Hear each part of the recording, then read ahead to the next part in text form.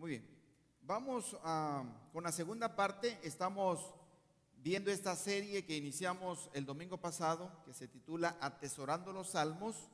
Nos llevará 4 o 5 semanas hablar sobre este tema. No vamos a revisar todos los salmos, evidentemente, pero solamente queremos tocar algunos salmos y darte la idea, compartirte la idea de atesorarlos, de honrarlos, de leerlos, de adquirir enseñanza a través de los salmos.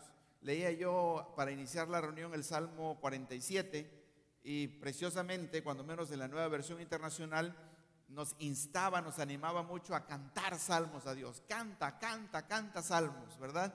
Así que estamos compartiendo esta idea de atesorar los salmos. Y hoy vamos a tratar de tocar dos salmos, el Salmo 32 y el Salmo 51.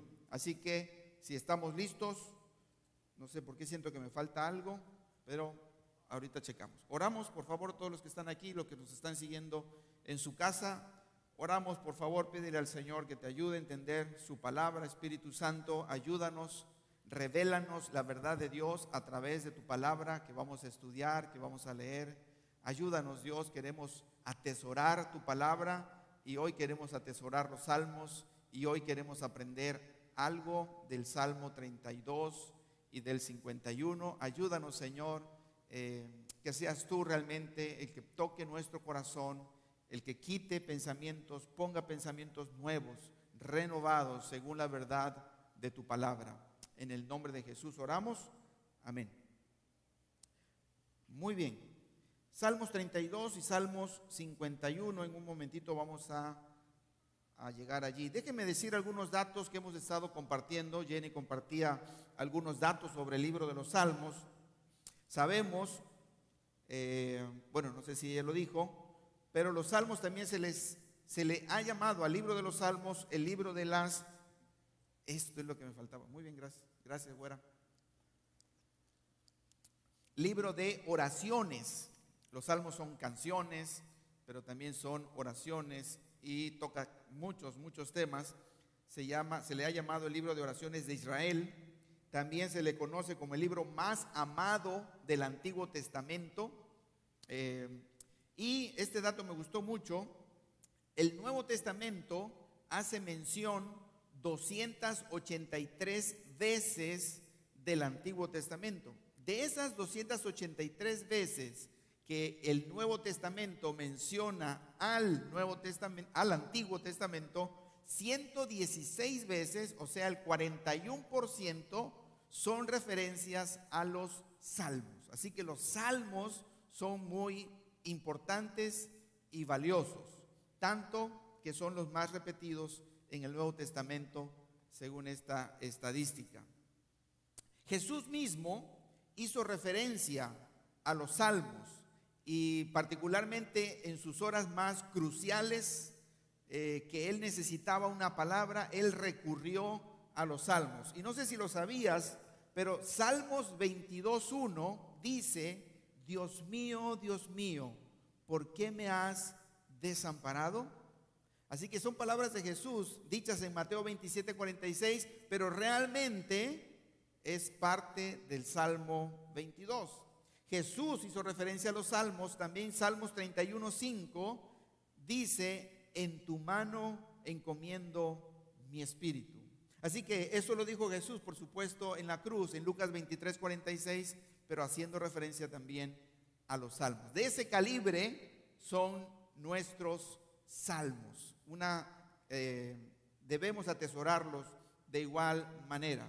Jenny nos compartía que David escribió 73 salmos y debemos entender, así como lo entendí yo por leerlo y estudiarlo, que cuando se dice salmos de David, en el hebreo original la palabra que dice de David se usa para decir que es a David, por David, para David. Puede usarse diferentes, puede significar esas tres formas, de tal manera que los 73 salmos que se le atribuyen a David puede ser que directamente los escribió David o fueron escritos para David, tanto que no se puede diferenciar por la palabra en hebreo. Sin embargo, le damos la autoría a David de esos 73 salmos, ya sea que él los escribió él mismo o para él.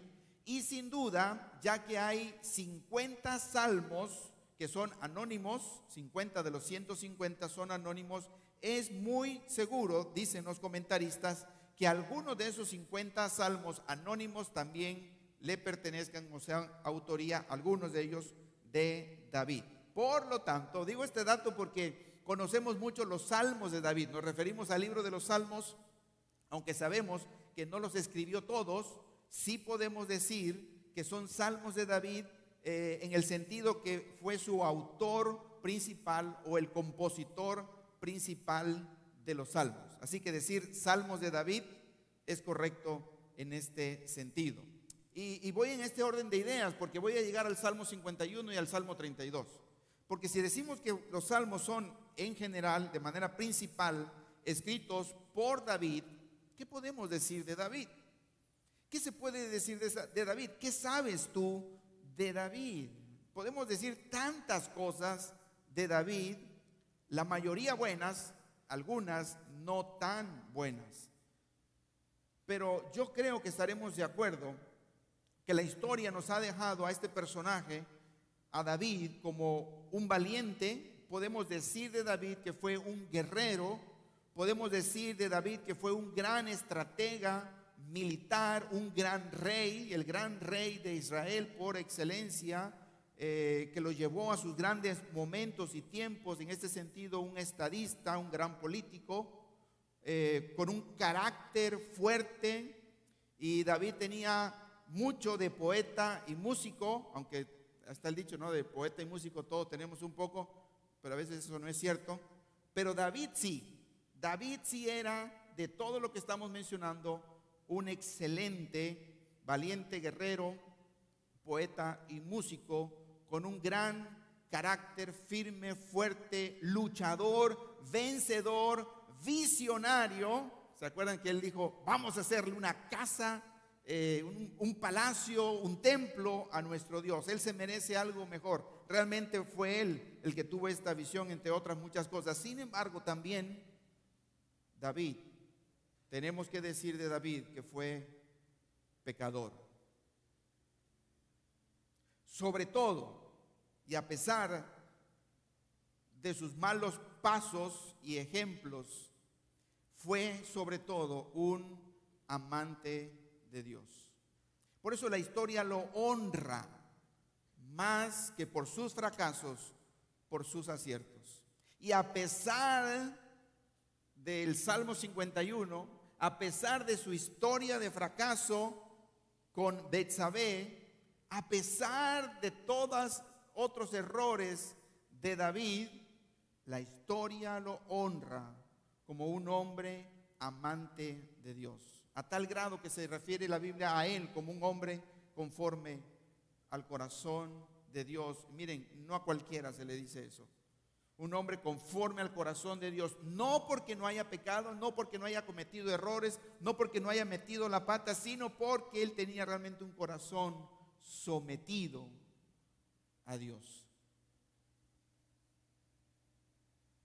El escritor Henry Halley dijo de David, su creación de los salmos fue en realidad una obra mucho más grandiosa que la organización del reino, refiriéndose a Israel.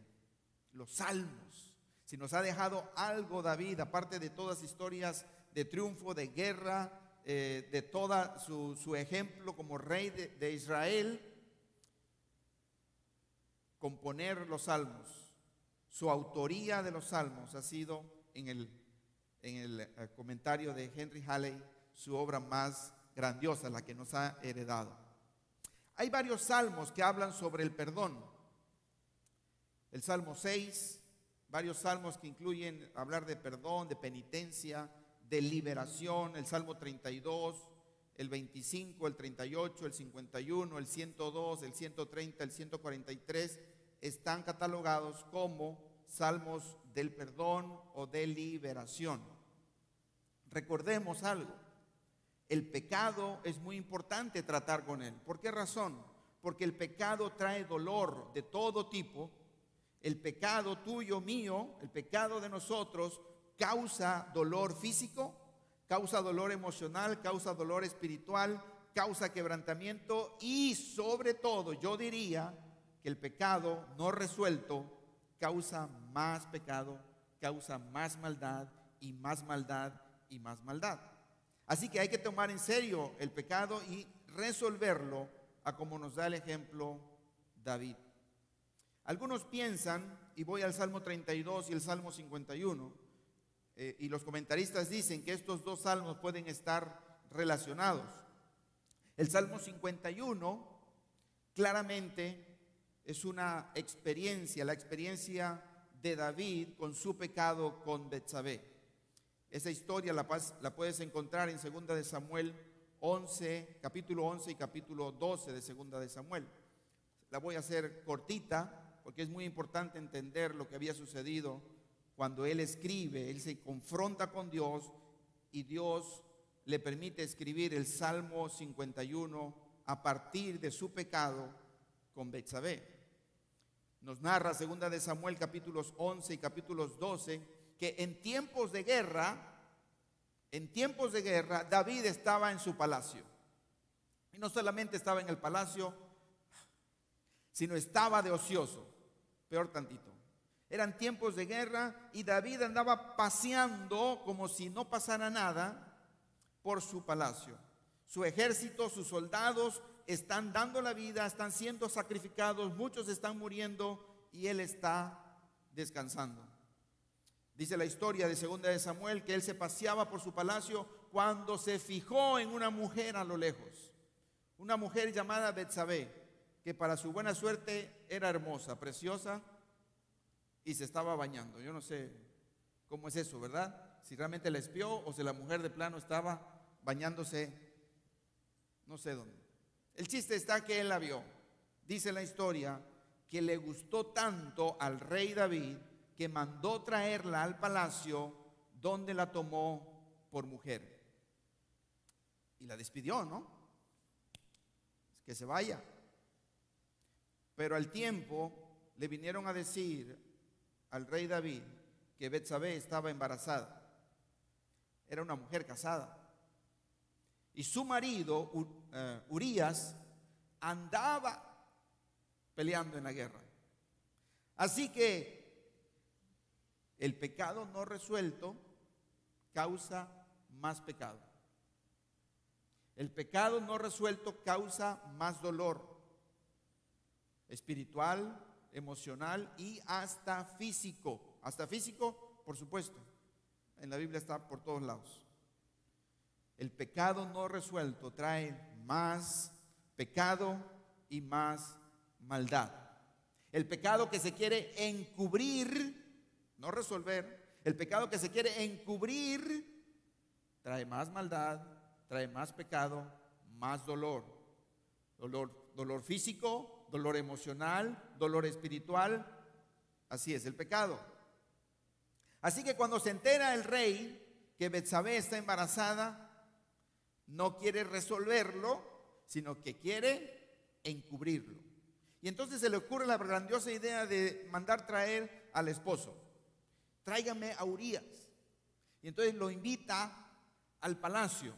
Lo invita a un banquete, a una cena. Ahí está, ¿verdad? No, por el tiempo no voy a decir eso. Entonces lo invita a una cena, lo trata de convencer que disfrute, que se alegre, que se emborrache y mandarlo a su casa. ¿Para qué? Todos saben para qué, ¿verdad?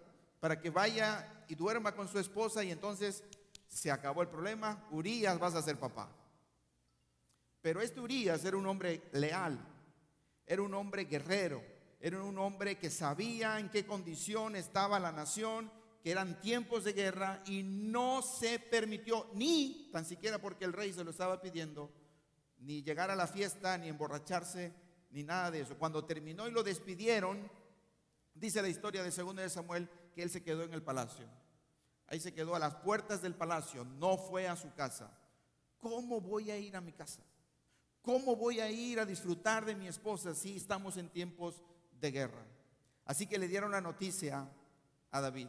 David, ¿sabes qué hizo Urías? Ni comió, ni se emborrachó, ni mucho menos se fue a acostar con su esposa. Se quedó aquí velando en el palacio. Y entonces, ¿qué hacemos?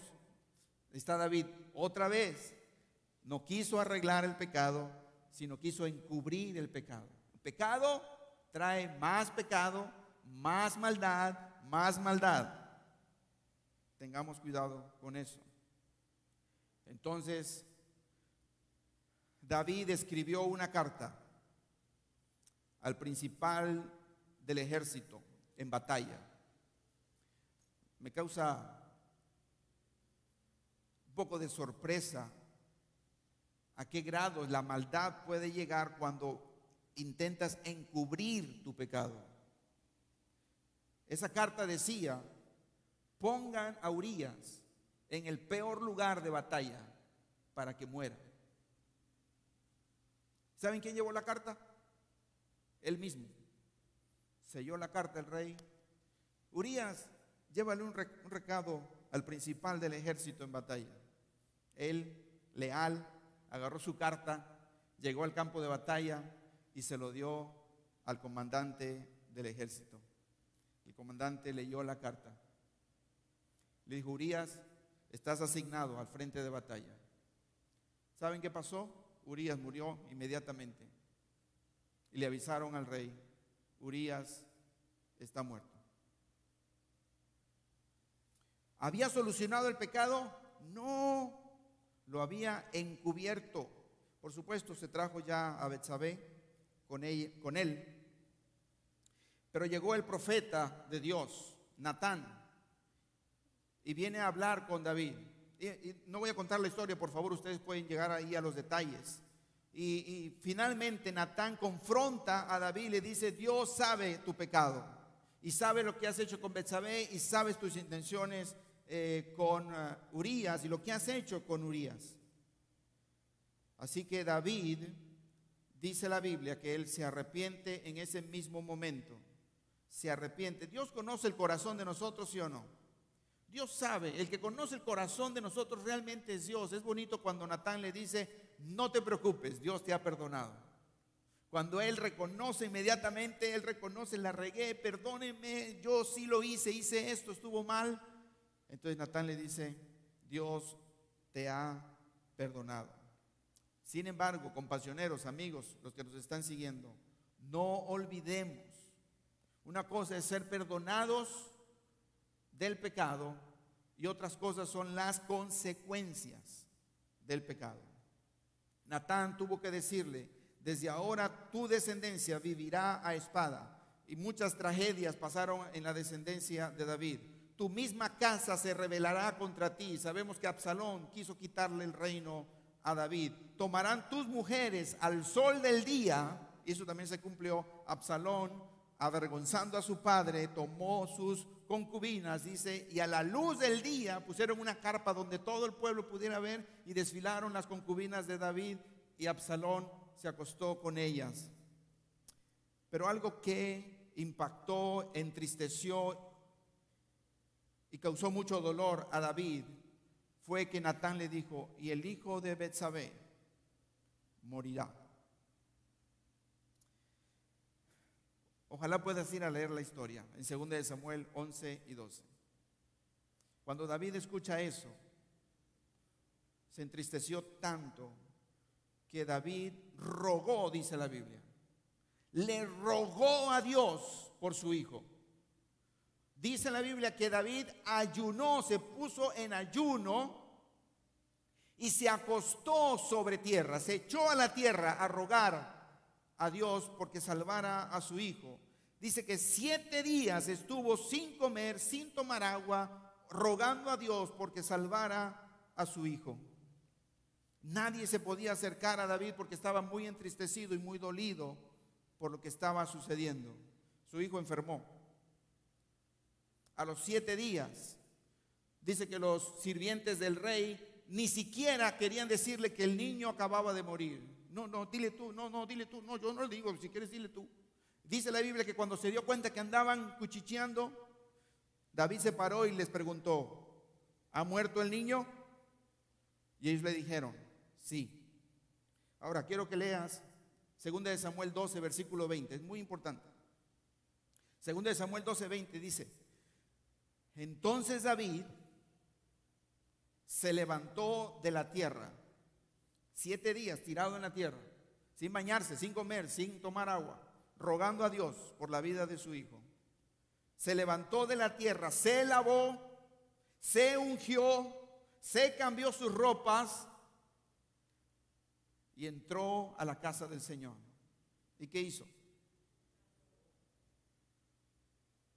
¿Ya se murió?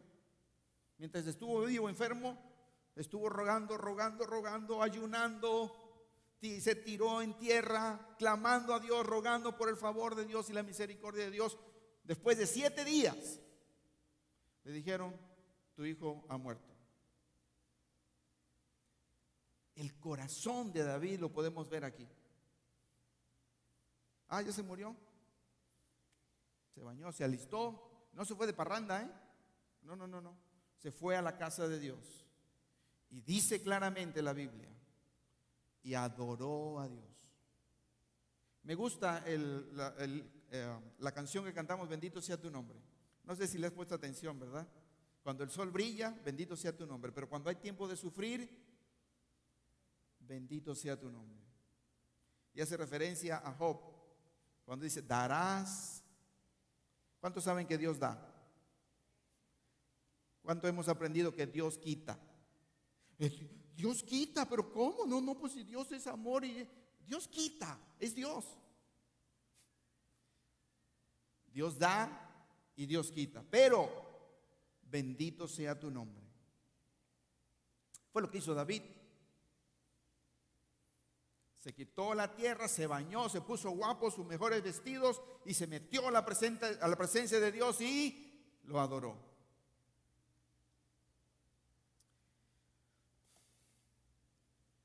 Salmo 51 nace de esta historia, de esa experiencia de David, de su pecado, de su maldad,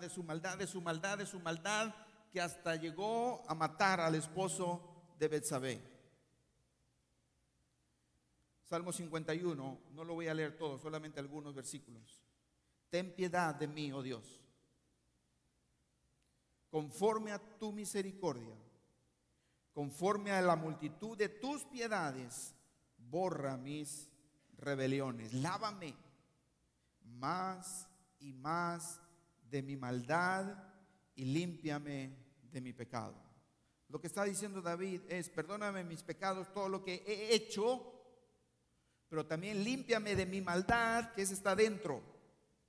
Perdóname por lo que hice, pero límpiame por lo que motivó todo ese pecado. Eso está dentro de uno. Borra mis rebeliones, lo que he hecho. Lávame más y más de mi maldad adentro. Porque reconozco mis rebeliones y mi pecado está siempre delante de mí. ¿Alguien puede ocultar el pecado? No lo vas a poder ocultar aunque tratemos de ocultarlo. No. David dice: yo lo intenté, pero mi pecado siempre estuvo delante de mí. Contra ti solo he pecado. Versículo 6, he aquí, le dice a Dios: tú amas la verdad en lo íntimo y en lo secreto me has hecho comprender sabiduría. Dios lo ve todo. No hay nada que escape del control de Dios. ¿Podemos engañar a Dios? No. Dios no puede ser burlado.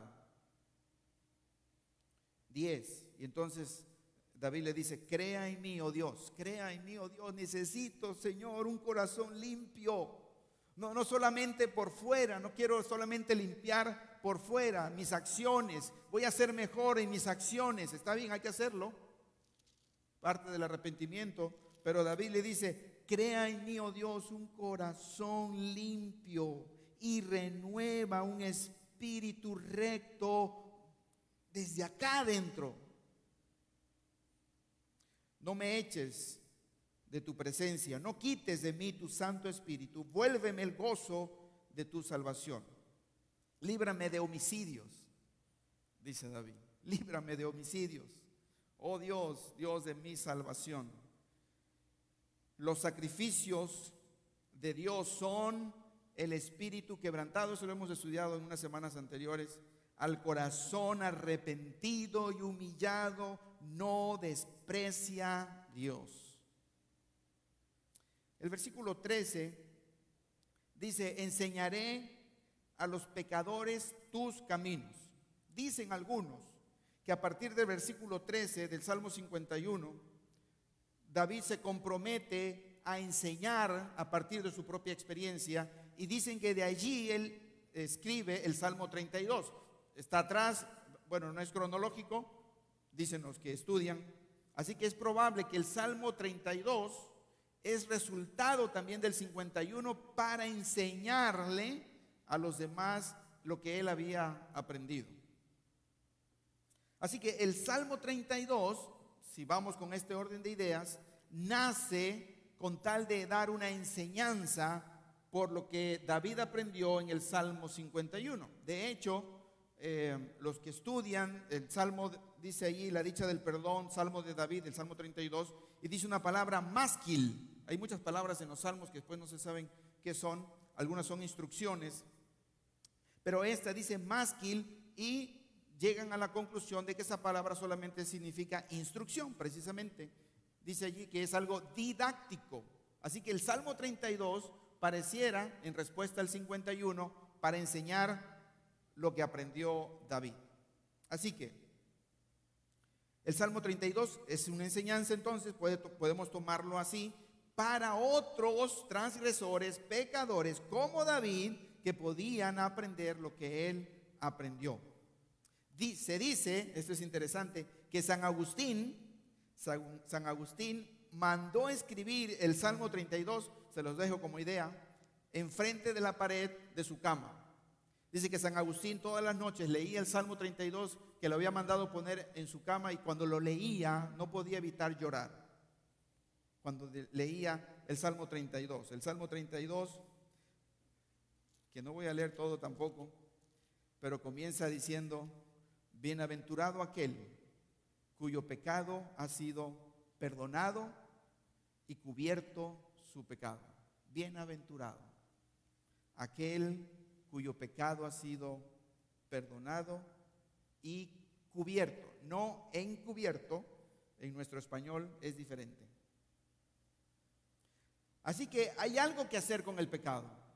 Hay que reconocerlo, hay que confesarlo y hay que cambiar de dirección. Eso es lo que hay que hacer con el pecado. No hay que encubrirlo o no resolverlo. El pecado se resuelve reconociéndolo, confesándolo y cambiando de dirección. Eso es arrepentimiento. Así que 3 cosas que aprender del Salmo 32 con esto en mente, todo lo que he estado compartiéndoles. 1, hay una gran bendición. Hay una gran bendición en ser perdonados. De hecho, cuando dice bienaventurados, dicen los que saben que la palabra allí es bienaventuranzas. Hay un montón de bendiciones en ser perdonados. Hay un montón de bendiciones en ser perdonados de tus pecados. Es mejor ser perdonados de tus pecados a intentar ocultarlos o encubrirlos, porque eso te va a llevar a más pecado, más maldad. Entonces, lo primero que aprende David es: hey, hay bienaventuranza en ser perdonados. Es mejor optar por el camino de pedir perdón, de reconocer, de confesar y de apartarse del pecado. Hay felicidad, tú sabes, la palabra bienaventurado significa felicidad, alegría. ¿Por qué? Porque hay una relación renovada con Dios.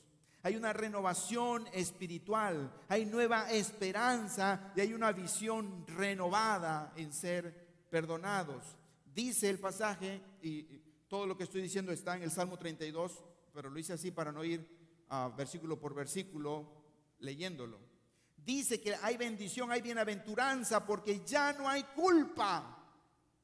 La culpa ha sido perdonada. Hay bienaventuranza porque ya no hay engaño. Vivir en el engaño, vivir bajo culpa, eso no es vida. Y dice David, bienaventurados los que son perdonados. Ya no tienen que recurrir a la mentira y a la mentira para encubrir su pecado. Hay bienaventuranza en ser perdonados. Ya no hay dolor, ya no hay sequedad, porque el pecado duele, el pecado lastima a uno mismo y daña a otros casi seguramente. Hay gran bendición en ser perdonados porque Dios cubre el pecado y lo cubre con la sangre de Jesús y con la justicia de Cristo. Y cuando es cubierto el pecado con la sangre de Cristo y la justicia de Cristo, eso trae sanidad, sana nuestras heridas. Así que primera recomendación de David en su propia experiencia: no encubras tu pecado. Reconócelo, confiésalo, apártate y bienaventuranzas recibirás, alegrías, tiempos mejores, no serás engañado, se irá la culpa, una nueva relación con Dios vendrá sobre tu vida. Número 2, otros resultados mencionados del versículo 5 al 11 de ser perdonados, dice que los males que te perseguían se acabarán. Va a haber males, pero serán por otras cosas. Pero los directamente relacionados con tu pecado se acabarán, dice el Salmos 32:5. Llegarás a un refugio seguro, serás resguardado por Dios mismo. La presencia de Dios luchará de tu lado. Hay bienaventuranza en ser perdonados. Más resultados de ser perdonados: te rodeará, dice, un ambiente de libertad. Y ese ambiente de libertad no es otra cosa más que confianza. Ese ambiente de libertad es un ambiente donde puedes adorar a Dios. Es un ambiente de victoria, es un ambiente de éxitos. Ese es el resultado de ser perdonados. Un ambiente de poder seguir adelante. También menciona el versículo 11 que estarás rodeado de la misericordia de Dios si sigues confiando y esperando en Dios. Particularmente, y voy casi terminando, el Salmo 32, del versículo 8 y 9, dice 3 cosas muy importantes. Hay beneficios de ser perdonados. Yo sé que todos son beneficios, pero por decirlo de alguna manera, dice el Salmos 32, 8, te haré entender.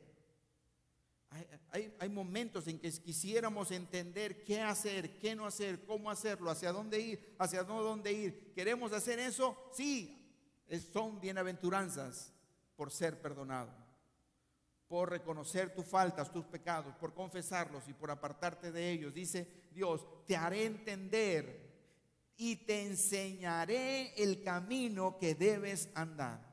Si tú vienes a mí reconociendo tu pecado, no encubriéndolo, porque si lo encubres eso te va a llevar de mal en peor, pero si tú vienes y lo reconoces, lo confiesas y te apartas, te haré entender el camino que debes andar. Te enseñaré el camino que debes de andar.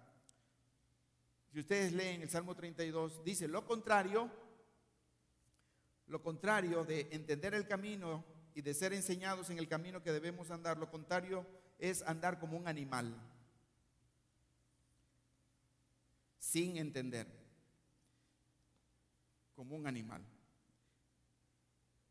Algunos prefieren eso, andar como animales, pero los que optan por reconocer, confesar y apartarse del pecado, Dios les hace entender el camino, Dios les enseña el camino. Me gusta mucho este último que dice, sobre ti fijaré mis ojos. Y la idea es, yo te voy a cuidar. Yo voy a estar al pendiente de ti. Yo voy a estar al cuidado de tu vida. Yo prefiero eso.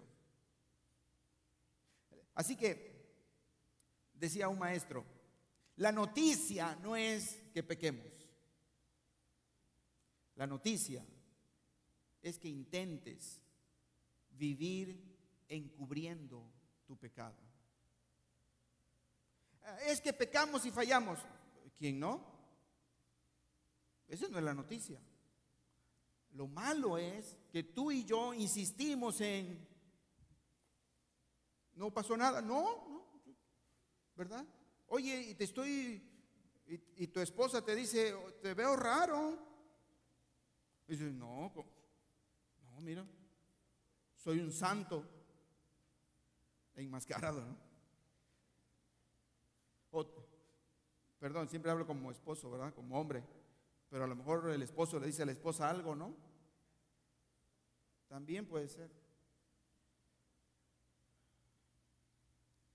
Debemos acceder a confesar nuestros pecados a Dios y a confesar nuestros pecados unos a otros, dice la Biblia.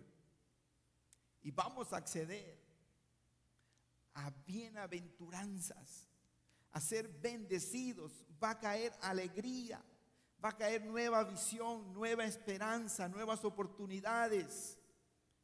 Va a haber un ambiente de libertad cuando confesamos nuestros pecados. Y Dios nos va a hacer entender, ahora síguele por aquí, ahora ve por allá, hey, no vayas por allá, porque ¿sabes qué? Estoy fijando mis ojos sobre ti, te estoy cuidando, quiero lo mejor para ti. Comunión, una comunicación abierta con Dios sin barreras y sin interrupciones, se logra a través de las bienaventuranzas del perdón. ¿Quiénes necesitan tomar este aprendizaje de David? Todos. Porque dice la Biblia que por cuanto todos hemos pecado. Así que este aprendizaje de David es para todos, recordando, compasioneros y amigos, que el pecado trae dolor de todo tipo, a todo nivel. Trae dolor a ti mismo y trae dolor a otros. Te daña a ti y el pecado daña también a otros. Causa dolor físico, emocional, espiritual, quebrantamiento y sobre todo, no se te olvide, el que encubre su pecado lo único que va a acarrear es más maldad. Y la cosa se puede poner peor y peor. Accedamos a las bienaventuranzas de pedir perdón, de reconocer nuestras faltas y reencontrarnos con el Dios de misericordia. Termino con el Salmo 32:5. ¿Me acompañan, por favor? Salmos 32:5 dice David: finalmente te confesé todos mis pecados y ya no intenté ocultar mi culpa. Acuérdense, él ya arregló todo en el 51, aunque sea para atrás, pero dicen los que saben que no es cronológico, ¿no? Así que después del 51 escribió el 32, por decirlo para nosotros. Así que él había aprendido. Finalmente, ¿saben qué es lo que yo hice? Confesé mis pecados y dejé de intentar ocultarlos. Aprendan. Masquil, Salmo 32. Aprendan esta instrucción. Yo lo aprendí a la mala, yo se lo estoy enseñando a ustedes para que recurran a la bienaventuranza del perdón. Y me dije: le confesaré mis rebeliones al Señor y tú me perdonaste. Toda mi culpa desapareció. No hemos hablado de esa palabra, yo creo que hablaré en otro día. Y este Salmo 32 trae 3 veces la palabra Sela. La palabra Sela en hebreo significa descanso, es una instrucción musical, dicen otros, para detenerse. Otros dicen que es un momento que se necesita hacer un alto y pensar. Después de este versículo, del 5, viene la palabra Sela. Nos ponemos de pie, por favor. Yo quiero invitarles a todos a aprender del Salmo 32. No es la pregunta, ¿alguien tiene algo que arrepentirse, que perdonar? No meto las manos al fuego por nadie, pero yo creo que sí todos tenemos algo que arrepentirnos y que pedir perdón. Si no es hoy, va a ser mañana. Esa no es la noticia, si vamos a fallar o hemos fallado. La noticia: deja de ocultar el pecado. No te quedes con el pecado. Confiésalo. Aléjate y recibe bienaventuranza de Dios por el perdón. Esa es la noticia. Esto es lo que debemos hacer. Confesé mis pecados, dice David, y ya no intenté ocultarlo. Ya no. Le confesé mis rebeliones a Dios y me perdonó, y toda mi culpa desapareció y me hizo entender el camino, me guió por el camino, me enseñó por el camino. ¿Y saben qué? Desde ese momento Dios no apartó sus ojos de mí. Me cuidó, me guió, me habló. Una comunión estrecha con Dios. Confesión, arrepentimiento. Yo quiero llamarte a eso hoy. Aún en este mismo instante tú puedes recordar algo pendiente delante de Dios o delante de alguien. Vamos a pedirle perdón a Dios. ¿Qué les parece? ¿Nos merecemos el perdón? La respuesta es no, no es por merecimiento. Gracias a Dios que no es por merecimiento, es por la cruz de Cristo, por la sangre preciosa de Jesús. Podemos acercarnos a Dios y decirle: Padre, esto hice, perdóname lo que hice y límpiame de mi maldad, porque la maldad fue lo que ocasionó lo que hice. Oramos, por favor. Oramos en sus casas, por favor. Si hay algo que tienes que pedirle perdón a Dios, hazlo en este momento. No es necesario hacer una lista larga. Esa tienes toda la tarde de hoy para hacerlo, pero en este momento practiquemos como lo hizo David. Te confesé mi pecado, no intenté ocultarlo y tú me perdonaste.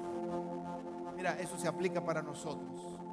Su palabra dice, primera de Juan 1:9, si confesamos, si le decimos al pecado por pecado, le decimos: Dios, esto hice,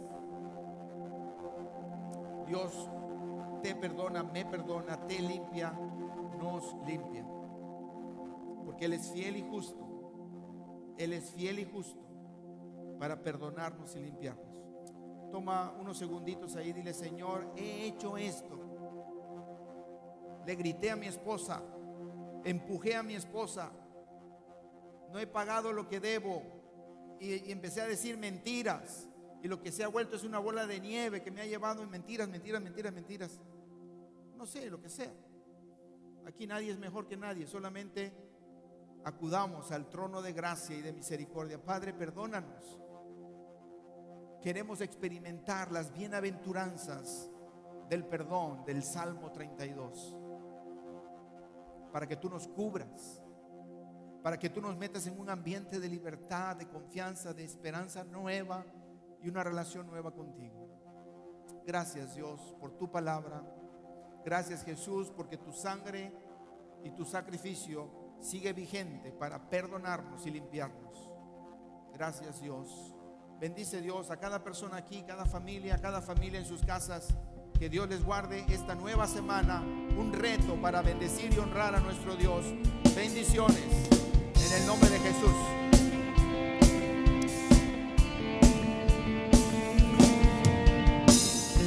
Bendito sea tu nombre, tierra de abundancia, fluye tu riqueza. Bendito sea tu nombre. Bendito sea tu nombre, estar en el desierto, andar en tierra seca.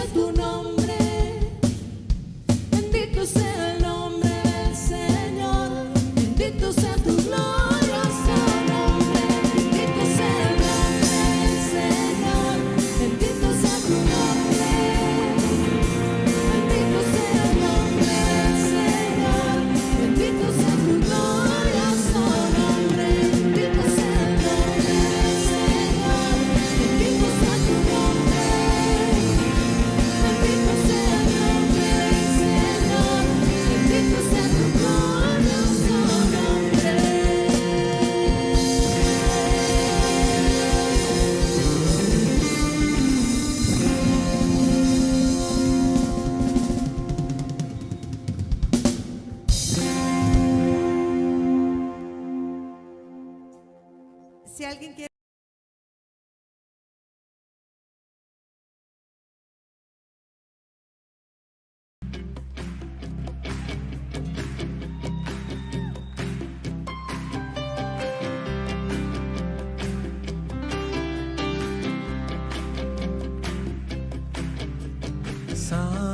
Santo es el Señor,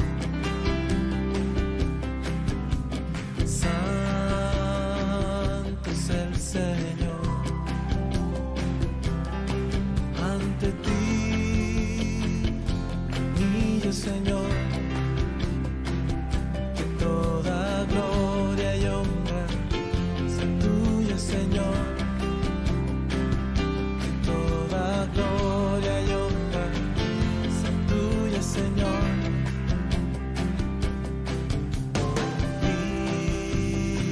Digno es el Señor. Digno es el Señor. Al Cordero de Dios, todo mi amor, y nuestras vidas te damos.